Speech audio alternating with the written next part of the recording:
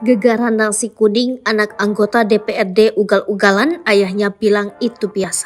Seperti yang diketahui, kisah terungkap alasan Muhammad Irfan Fauzan RB ugal-ugalan mengemudikan mobil Pajero milik Sekretariat DPRD Sulsel hingga viral di media sosial. Irfan Fauzan ugal-ugalan atau ngebut di jalan lantaran diminta pulang setelah membeli nasi kuning di Jalan Riburane. Nimatullah adalah Ketua Demokrat Sulsel yang juga menjabat Wakil Ketua DPRD Sulsel. Nimatullah pun mengaku pasrah atas viralnya video sang anak yang disebut ugal-ugalan di jalan. Nimatullah pun menilai aksi ugal-ugalan putra keduanya itu adalah hal yang biasa terjadi di kalangan pengendara. Pajero Sport hitam yang viral ugal-ugalan di Jalan Urip Sumoharjo, Makassar kini diamankan polisi.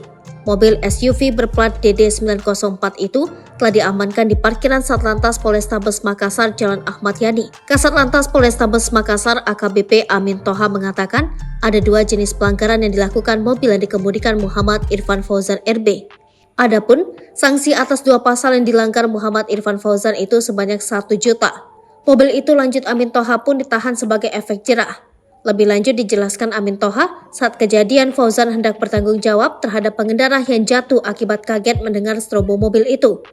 Amin Toha pun mengaku telah menyampaikan ke Fauzan jika ada yang keberatan dirinya harus bertanggung jawab.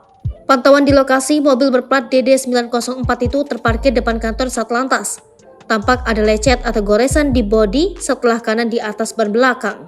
Di bodi depan bawah, lampu sebelah kiri juga terdapat lecet.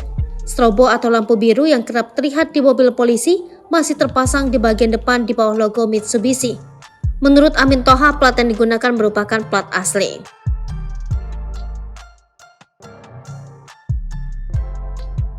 Mariana dan Kevin menjadi